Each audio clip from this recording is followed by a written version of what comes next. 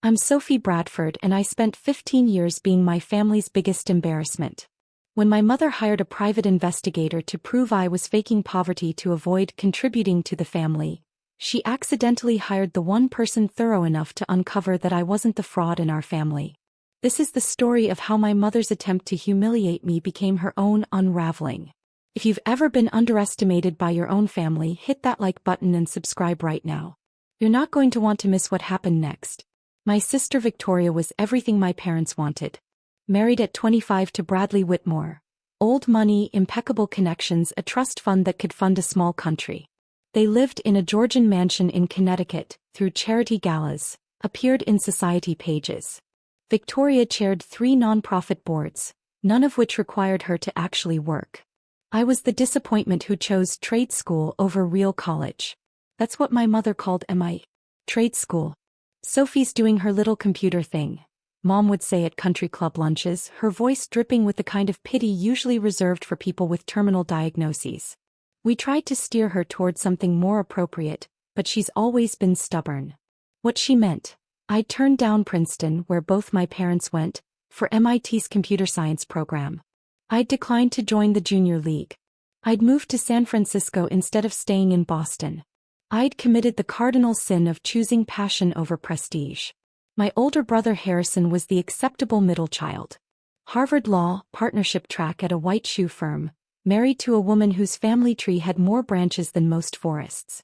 He lived in a brownstone in Beacon Hill and played golf with judges. And then there was me. MIT graduate, moved to Silicon Valley, worked at tech startups that my family had never heard of and wouldn't understand if I explained them. I lived in what my mother called that dreadful little apartment in Mountain View. I drove a 7-year-old Subaru.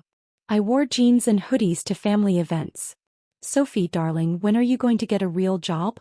My mother would ask at every family gathering, her voice honeyed with concern that felt more like condescension. I have a real job, Mom. You know what I mean. Something stable. Something with benefits. Something you can tell people about without embarrassment. What they didn't know, I was the founder and CEO of Quantum Edge Analytics. We'd started 11 years ago. Me and 2 MIT classmates, Dev Patel and Emma Richardson. We developed machine learning algorithms that could predict market trends with unprecedented accuracy. Not just stock markets. Everything. Consumer behavior, supply chain disruptions, economic indicators, election outcomes. We'd started by selling our predictions to a few hedge funds. They made money. They told their friends. Within 3 years, we had 75 clients paying between $500,000 and $3 million annually for access to our platform. By year 5, we'd expanded into proprietary trading. We weren't just predicting the market, we were playing it. Our algorithms were generating returns that made traditional fund managers weep. By year 8, we'd been acquired by a major financial institution for $420 million. I retained a 40% stake in full operational control as CEO. My personal payout, $168 million. Current net worth, $180 million, give or take a few million depending on market conditions. I'd never told my family any of this. Why? Because I needed to know who they were when they thought I was worthless. I needed to see if they could love Sophie the person, not Sophie the asset. I got my answer years ago, but I kept watching. Kept documenting. Kept building. I lived in a modest apartment because I was barely home. I worked 80-hour weeks. I drove a Subaru because I didn't care about cars. I wore hoodies because they were comfortable and I wasn't trying to impress anyone. At family gatherings, Victoria would hold court in designer dresses, discussing her latest charity event or renovation project. Harrison would talk about his cases, name-dropping clients and judges. My parents would beam with pride. Then they'd turn to me. And Sophie, how's the computer job? Good. Still at that startup? What was it called again? I'm doing fine, Mom. She won't even tell us the name of her company. My mother would laugh to her friends. So secretive. I think she's embarrassed. Meanwhile, Quantum Edge had just been profiled in the Wall Street Journal. Our algorithms had predicted 3 major market corrections with 94% accuracy. We'd been approached by 5 governments wanting to license our technology. Forbes had asked to interview me for their Billionaire in Training series. I'd declined. I wasn't ready. My business partners knew about my family situation. Dev thought I was crazy. Sophie, why do you keep going to these events? They treat you like you're selling insurance. Because I need to document who they really are, I'd said. And I think I'm about to find out just how far they'll go. The breaking point came in October, during what my mother called the incident at the Pembroke wedding. Victoria's friend Charlotte was getting married at an estate in the Berkshires. 300 guests, orchestras, champagne that cost more per bottle than most people's car payments. The Bradford family was expected to attend in force, and look successful doing it. I flew in from San Francisco wearing a simple black dress I'd bought off the rack. Victoria wore Chanel. Harrison's wife wore something with a designer name I didn't recognize. My mother wore vintage Dior and enough diamonds to fund a small school district. At the reception, I sat at the family table quietly eating overpriced food and checking my phone. We just closed a deal with a major bank, $8 million annual contract. Dev was texting me updates. My mother noticed. Sophie, put that phone away. It's rude. It's a work emergency. What kind of emergency could you possibly have? Victoria laughed, her voice carrying to the nearby tables. Are the computers broken? Harrison smirked. Sophie, you're not performing emergency IT support at a wedding. It's not IT support. Whatever it is, it can wait, my mother said firmly. This is a social event. Act accordingly. I put my phone away. 20 minutes later, Charlotte's father gave a speech about his daughter's success as an art gallery curator. She built something from nothing, he said proudly. That's real achievement. My mother leaned over to whisper loud enough for the table to hear. That's what real success looks like. Building something respectable. I said nothing. After the wedding, my mother called an emergency family meeting. Sophie, we need to discuss your future. We gathered at my parents' Beacon Hill townhouse, a 4-story brick building worth $8 million that had been in my father's family for 3 generations. I sat in the drawing room that probably cost more to decorate than most people's houses. My mother stood, hands clasped, wearing her "I'm concerned about you" expression that I'd learned to recognize as prelude to judgment. Sophie, darling, we're worried about you. I'm fine. You're 35 years old. You're still working at some unnamed startup doing technology work that you can't even explain. You live in a tiny apartment. You drive a car that's falling apart. You dress like a college student. Victoria chimed in. Sophie, we just want you to be successful. We want you to have what we have. And what's that? Stability. Status. A life you can be proud of. I am proud of my life. My mother's expression hardened. Then why won't you tell us anything about it? Why all the secrecy? Because you wouldn't understand. Try us, Harrison said, his lawyer voice emerging, the tone that said he was building a case. I work in predictive analytics. Machine learning algorithms for financial forecasting. Blank stares. I told you wouldn't understand. My mother sat down heavily. Sophie, I'm going to be blunt. We think you're lying about your career. We think you're actually struggling, maybe even unemployed, and you're too ashamed to tell us. Why would you think that? Because you live like you have no money. Victoria exploded. You won't buy nice clothes, you won't upgrade your car, you won't even go to a proper salon. Either you're broke or you're being deliberately spiteful. Spiteful about what? About not being like us, my mother said quietly. About not having what Victoria has. What Harrison has. We think you're punishing us by pretending to be poor when you could be asking for help. The logic was so twisted I almost laughed. You think I'm faking poverty to punish you? What other explanation is there? My father spoke for the first time. He'd been silent throughout, but now his voice carried the weight of disappointment. You have a degree from MIT. You should be doing better than this. Unless you're not and you're lying about having a job at all. I have a job. Prove it, Victoria demanded. Show us a pay stub. Show us your company badge. Show us anything that proves you're actually employed. I could have pulled up Quantum Edge's website on my phone. Could have shown them the Wall Street Journal article. Could have logged into my bank account and let them see the balance. But I didn't. Because I realized in that moment that they didn't want proof I was successful. They wanted proof I was failing.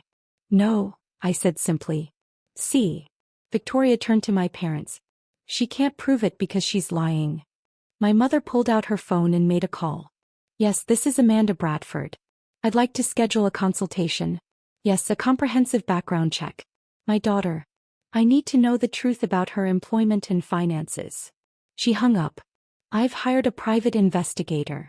If you won't be honest with us, we'll find out the truth ourselves. You hired a PI to investigate me? We need to know what's really going on, Sophie. We need to know if you need help or if you've been lying to us for years. Her voice took on a righteous tone. Either way, we'll finally have the truth. And when will this investigator present his findings? Christmas dinner. Here. In front of the whole family. Extended relatives, everyone. No more secrets. Drop a comment and let me know where you're watching from tonight. I left Boston the next morning and flew back to San Francisco. I went straight to Quantum Edge headquarters. A stunning office building in Soma that we'd purchased 2 years ago for $45 million. Dev and Emma met me in the conference room. Your family did what? Emma stared at me in disbelief. Hired a private investigator to prove I'm either unemployed or lying about my career. Dev started laughing. Then stopped when he saw my face. You're serious? Completely. They think I'm faking poverty to punish them for being successful. Sophie, Emma said carefully, when this investigator looks into your background, he's going to find Quantum Edge. He's going to find the acquisition. He's going to find your net worth. I know. And I'm going to let him. In fact, I'm going to help him.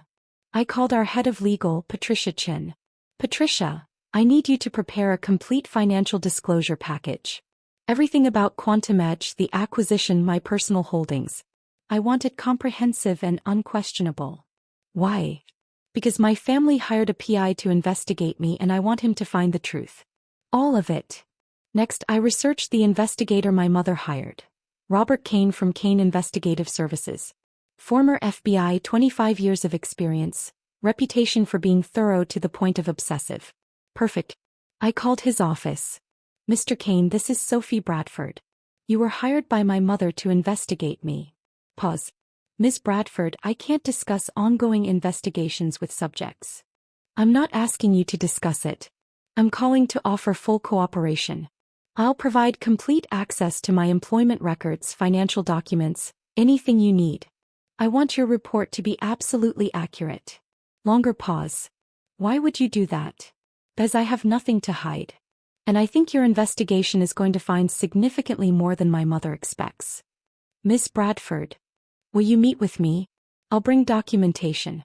You can verify everything independently. We met at a coffee shop in Boston 2 weeks later. I brought Patricia and a briefcase full of documents. Kane studied me across the table. In 25 years, I've never had a subject volunteer to help me investigate them. I'm not a typical subject. I slid the briefcase toward him. Complete employment history, financial statements, corporate documentation for Quantum Edge Analytics, acquisition agreements, tax returns for the past 10 years. Everything. He opened the briefcase slowly like it might explode. He pulled out the first document, Quantum Edge's most recent financial statement showing $147 million in annual revenue. His eyebrows rose. You're the CEO of this company? Founder and CEO. I own 40% of it. We were acquired 3 years ago for $420 million. My personal payout was $168 million. Current net worth approximately $180 million. He looked up sharply. Your mother thinks you're unemployed. My mother thinks I'm either unemployed or working some entry-level tech support job. She hired you to prove I'm a liar and a failure. Kane leaned back, processing. Why have you hidden this from them? Because I needed to know who they were when they thought I was worthless. And now I know. I met his eyes. Mr. Kane, if you're thorough, and I suspect you are, you'll do background checks on my entire family as part of your due diligence. Standard practice when investigating someone's financial situation. That would be standard, yes. Then I should tell you something. My family's finances have never made sense to me. My sister doesn't work but lives like she's independently wealthy. My parents' lifestyle exceeds their known income sources. I've always wondered where the money comes from. You think they're hiding something? I think if you look closely enough, you'll find more than just my secret success. I stood. Be thorough, Mr. Kane. Find everything. The truth, whatever it is, needs to come out. Over the next 6 weeks, Kane investigated. He called me twice with follow-up questions. He verified every document I'd provided. He interviewed people I'd worked with, clients I'd served, professors from MIT who remembered me. And then 3 weeks before Christmas he called. "Miss Bradford, we need to meet. In person. With your attorney." Patricia and I met him at his office. He had 3 thick files on his desk and an expression that mixed professional neutrality with something that looked like disgust. "I've completed my investigation," he said. "Miss Bradford, everything you told me checks out. You are indeed the founder and CEO of Quantum Edge Analytics. Your net worth is approximately $180 million. Your success has been extraordinary and completely legitimate. Thank you. However," he picked up the second file. "Per standard investigative protocol, I conducted financial background checks on your immediate family members. Miss Bradford, your family has significant financial irregularities." Patricia leaned forward. "What kind of irregularities?" Kane opened the file. "Your sister Victoria and her husband Bradley Whitmore live well beyond their reported income. Mr. Whitmore's trust fund generates approximately $400,000 annually. Their lifestyle costs approximately $2.3 million per year. The difference is being funded by systematic tax fraud." He pulled out documents. "They've been claiming false business expenses, hiding rental income from properties they own, underreporting gift income. The discrepancy totals approximately $3.7 million over 8 years." My stomach dropped. "What else?" "Your brother Harrison and his wife Emily are engaged in a different scheme. Harrison's law firm handles estate planning for wealthy clients. Over the past 6 years he's redirected approximately $2.1 million from client accounts into accounts he controls. It's sophisticated, small amounts from large estates, difficult to detect unless you're looking for it. That's embezzlement." "Yes." Kane opened the third file. His voice became quieter. "Your parents, Amanda and Richard Bradford. This is the most extensive. They own multiple properties that generate rental income. They've been reporting these properties as personal residences to avoid taxes on the rental income. Additionally, they've been writing off personal expenses as business expenses through a shell corporation. The total tax evasion is approximately $1.4 million over 10 years. I felt cold. My entire family is committing financial crimes? Not your entire family. You're clean. But yes, Victoria, Harrison, and your parents have all engaged in substantial financial fraud. Combined total, approximately $7.2 million in tax evasion, fraud, and embezzlement. What happens now? I'm required to report this to the IRS and relevant law enforcement. These are federal crimes, Ms. Bradford.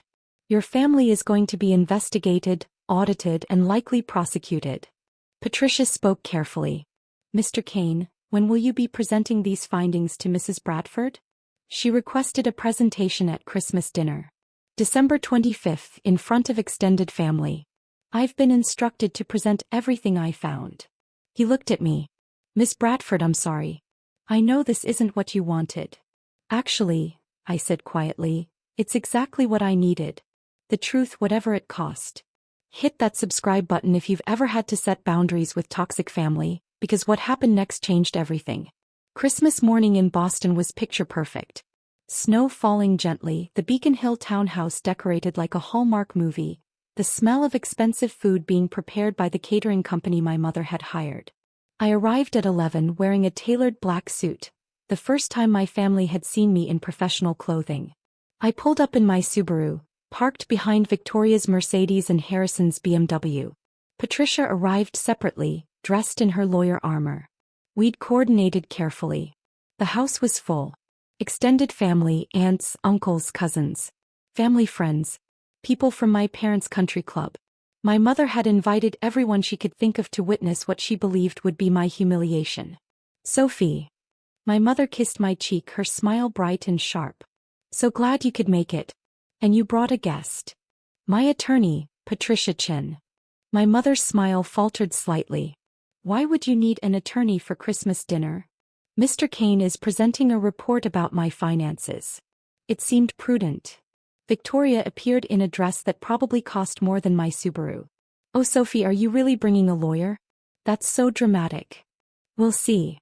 Robert Kane was already there, sitting in the library with his laptop and 3 sealed files. He nodded at me but said nothing. At 1 o'clock, my mother clinked her crystal champagne flute. "Everyone, if you could gather in the living room, please. We have some family business to address before dinner." The living room was massive. 25 people fit comfortably. The family sat on the elegant furniture. Friends and extended relatives stood around the edges, curious and eager. My mother stood in front of the fireplace like she was giving a TED Talk. "Thank you all for being here. As many of you know, we've been concerned about Sophie for quite some time." All eyes turned to me. I sat calmly, hands folded. Sophie has been very secretive about her career. She lives modestly, refuses to discuss her finances, and has been evasive about her employment. We worried that she might be struggling, or worse, lying about having a career at all. Murmurs of concern and judgment rippled through the room. So we did what any concerned family would do. We hired a professional investigator. She gestured to Kane. Robert Kane is one of the most respected private investigators in New England. We asked him to conduct a comprehensive background check on Sophie, to find out the truth about her career, her finances, her life. My father stood beside her. "We love Sophie, but we needed to know if she needed help, or if she's been deceiving us."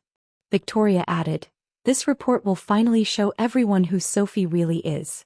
No more secrets." Kane stood slowly, picking up his laptop and the 3 files. "Mrs. Bradford, before I begin, I need to clarify the scope of my investigation. You asked me to investigate Sophie's financial and employment status. I did that. But I also conducted standard due diligence background checks on all relevant parties. That's comprehensive investigative practice." My mother frowned. "Relevant parties?" "Your family. When investigating someone's finances, it's standard to examine family financial history, connections, and relationships that might impact the subject's economic status." "Yes, fine, whatever." My mother waved her hand dismissively. "Just tell us about Sophie." Kane opened his laptop and pulled up his first document. Report 1. Sophie Elizabeth Bradford Financial and Employment Background. The room went silent. Ms. Bradford holds a Bachelor of Science in Computer Science from MIT, graduated summa cum laude. Following graduation, she co-founded Quantum Edge Analytics, a predictive analytics firm specializing in machine learning algorithms for financial forecasting. My mother's confident smile started to waver. Over 11 years, Quantum Edge grew to 75 clients, including major hedge funds, financial institutions, and government agencies. Annual revenue at time of acquisition, $147 million. Gasps echoed through the room. Victoria's face went white. 3 years ago, Quantum Edge was acquired by Goldman Capital Partners for $420 million. Ms. Bradford retained a 40% equity stake and operational control as CEO. Her personal payout from the acquisition was $168 million. My grandmother's pearls clattered to the floor. No one moved to pick them up. Ms. Bradford currently serves as CEO of Quantum Edge, which operates as a wholly owned subsidiary of Goldman Capital Partners. Her annual compensation is $850,000 plus performance bonuses averaging $2.1 million. Her equity stake is currently valued at approximately $95 million.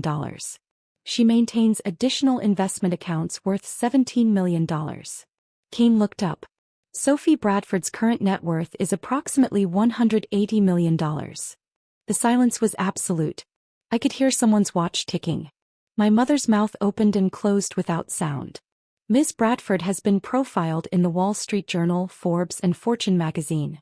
Her algorithms have predicted 3 major market corrections with over 90% accuracy. 5 governments have approached her about licensing her technology. She was offered a position on the Federal Reserve Advisory Council, which she declined to focus on her company. Kane slid a folder toward me. "Ms. Bradford, your complete professional profile. Everything your family asked me to find." I didn't open it. I knew what was inside. Victoria found her voice first, shrill and panicked. "You've been lying to us for 11 years? "I never lied. I told you I worked in technology. I told you I was doing fine. Everything I said was true. I just didn't specify how fine I was doing."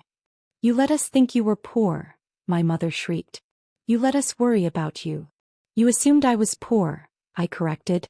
I lived modestly because I work constantly and don't care about material displays. You judged my lifestyle without ever asking about my actual career. Harrison stood up, his lawyer brain trying to process. This is insane. Sophie, why would you hide this from us? Because I wanted to know if you'd love me without my success, I said quietly. And now I know you wouldn't. Mr. Kane, my father's voice cut through the chaos. Is this report complete? Kane's expression became stone. No, sir. It's not. The room went very still. As I mentioned, I conducted comprehensive background checks on all relevant parties. That includes Sophie's immediate family. He picked up the second file. What I found requires reporting to federal authorities. My mother's face drained of color. What are you talking about? Victoria Bradford Whitmore and Bradley Whitmore. Tax fraud, underreporting of income, false business expense claims. Total tax evasion. Approximately $3.7 million over 8 years.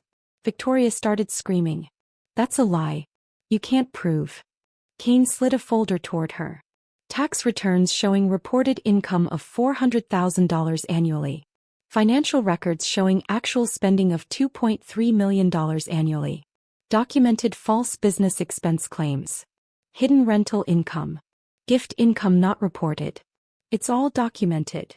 He picked up the third file. Harrison Bradford.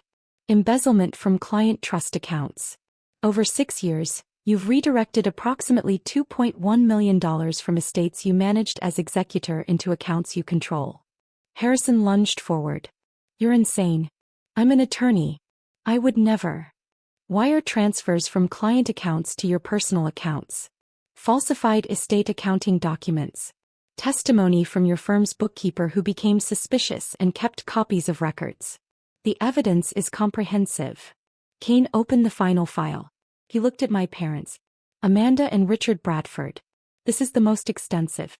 10 years of systematic tax evasion through unreported rental income and false business expense claims through a shell corporation.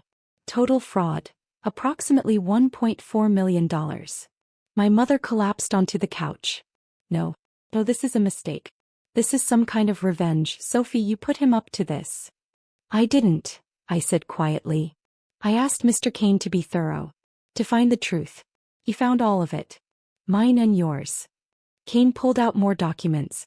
Property records showing rental properties reported as personal residences. Bank statements showing rental income not reported on tax returns. Business expense claims for personal vacations, cars, entertainment. Shell corporation documentation. It's all here. Combined, Kane said, his voice carrying across the silent room. The Bradford family, excluding Sophie, has committed financial crimes totaling approximately $7.2 million. I've already reported these findings to the IRS Criminal Investigation Division and the Massachusetts Attorney General's office. The doorbell rang. Everyone froze. Patricia stood. That will be the federal agents. They're executing search warrants for financial records. My father stood up, shaking. Sophie, please. You have to stop this. We're family. Use your money, hire lawyers. You can fix this. No, I said simply.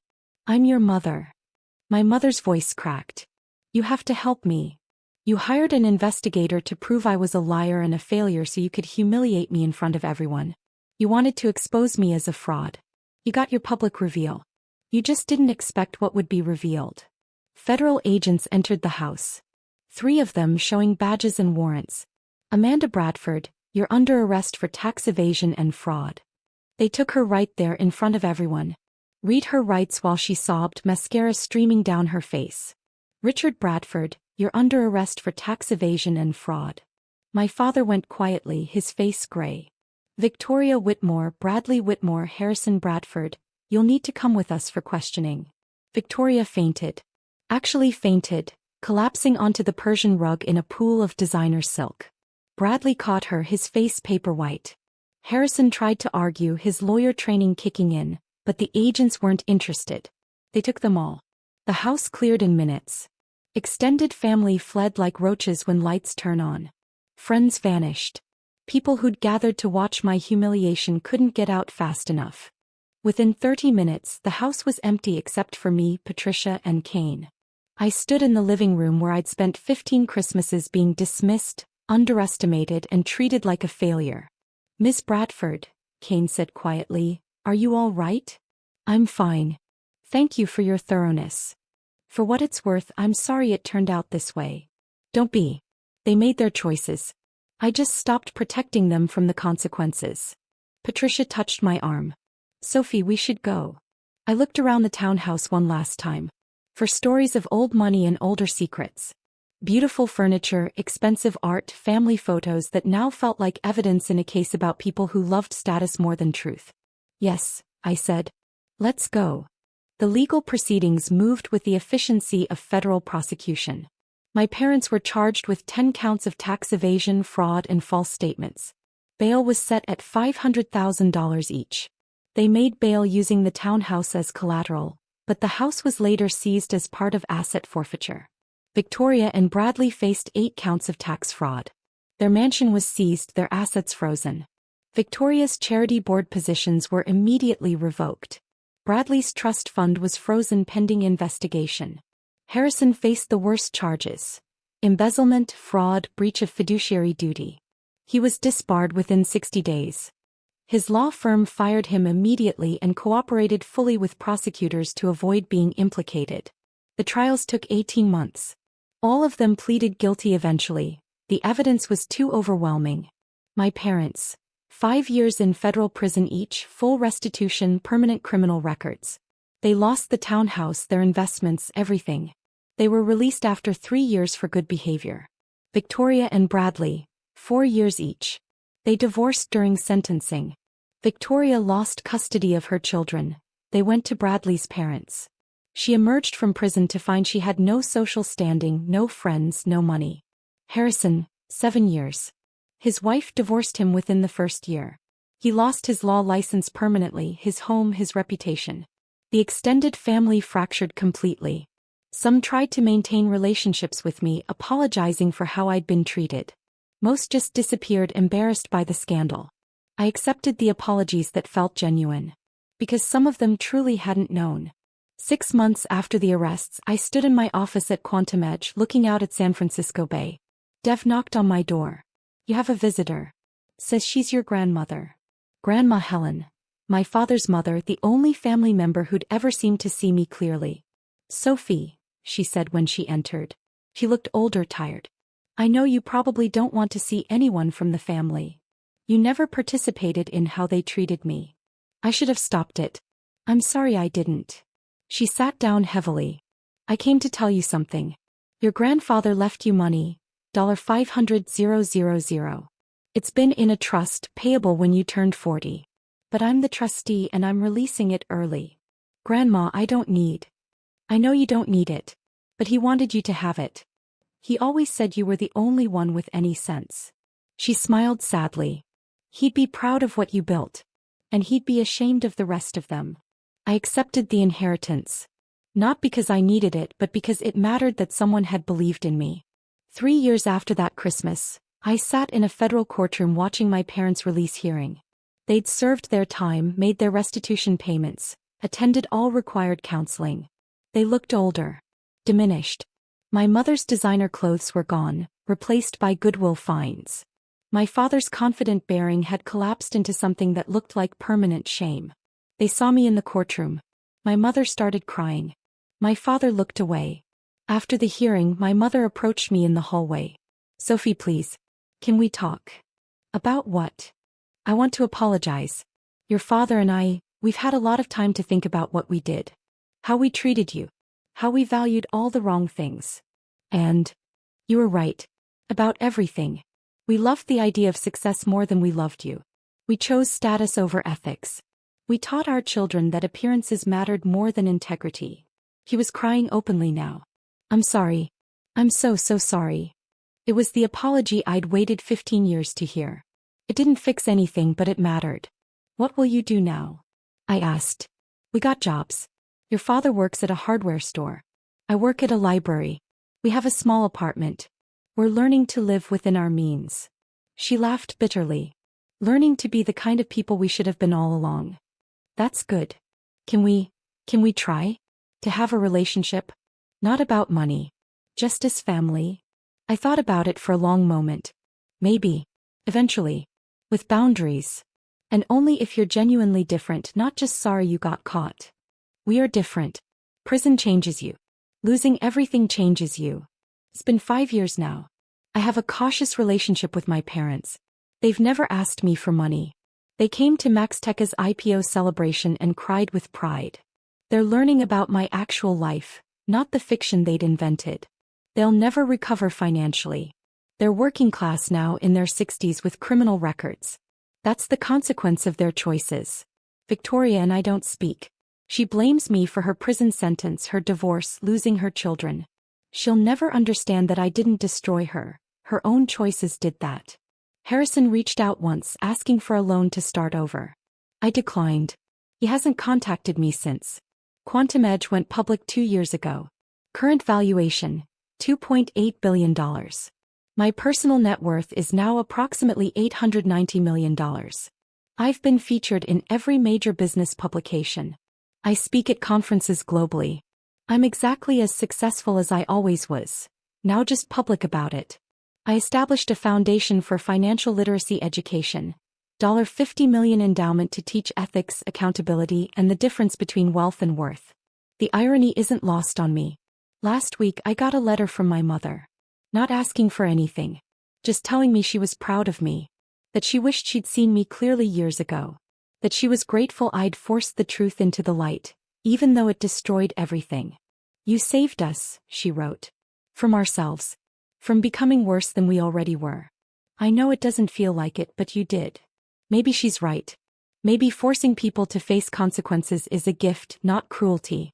I learned that family is a privilege that must be earned through actions, not assumed through blood. That success without integrity is just fraud with better marketing. That the people who love you when you have nothing are the only ones who matter when you have everything. My real family is Dev and Emma and the team we built together. My family is the people who believed in my ideas when they were just code on a screen. My family is chosen, not assigned. My biological family chose status over truth, chose fraud over honesty, chose to investigate me rather than celebrate me. Those were their choices. I chose to let them face the natural consequences. That was mine. And I've never regretted it for a single second. If you've ever had to walk away to save yourself, tell me your story in the comments. Does any of this feel familiar? What would you have done? Hit that like button and subscribe for more stories about standing up for yourself when the people who should support you become the people you need protecting from. Because you're not responsible for being smaller to make others feel bigger. You're not obligated to hide your light to protect people who'd rather see you in darkness. Sometimes the best thing you can do for toxic family is let them face exactly what they've created. You are not the villain for refusing to be the victim.